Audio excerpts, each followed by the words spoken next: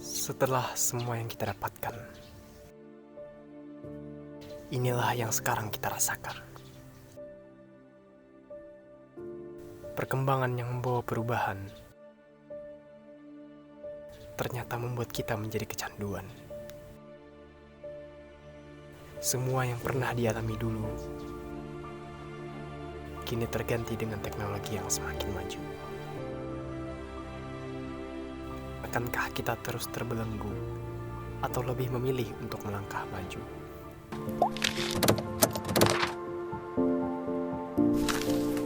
Di era saat ini, kehadiran internet seakan jadi kebutuhan umum di masyarakat.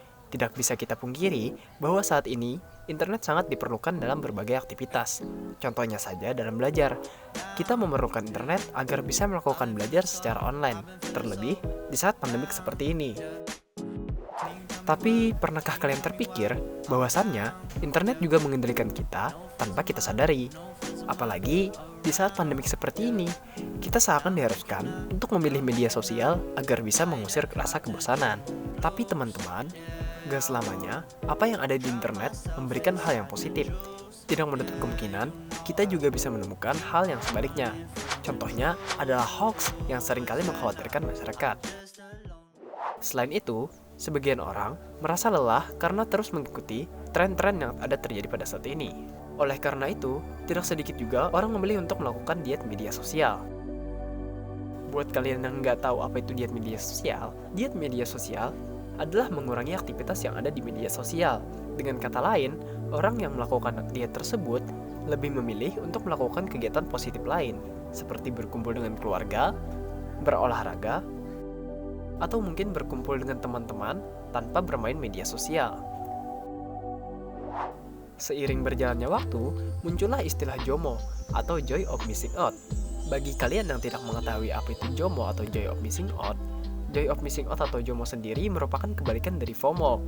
Sebelumnya, FOMO adalah singkatan dari Fear of Missing Out, di mana orang-orang yang mengalami FOMO cenderung berusaha untuk tidak ketinggalan tren-tren yang sedang terjadi.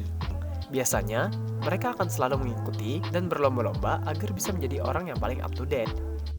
Mereka juga terkadang membandingkan dirinya sendiri dengan orang lain, di mana dikhawatirkannya jika terus dibiarkan akan berpengaruh terhadap kesehatan mental. Dalam buku yang berjudul The Swallow karya penulis Amerika bernama Nicholas Gekar menjelaskan, kemunculan internet sendiri tidak hanya membawa kemudahan, namun juga mengorbankan kemampuan berpikir kita. Hal ini bisa dibuktikan dengan mudahnya kita dalam menilai seseorang di media sosial, tanpa mengetahui latar belakang dari orang itu sendiri. Fenomena cyberbullying pun seakan tidak bisa dihindari, di mana tidak sedikit orang merasa insecure ketika menjadi korban cyberbullying tersebut. Oleh karena itu, JOMO dapat menjadi alternatif bagi kita yang merasa kesulitan dalam menyaring informasi sesuai dengan kebutuhan. Hailey Pellen dalam majalah New York Times menuliskan, JOMO is about disconnecting, opting out, and being okay just where you are.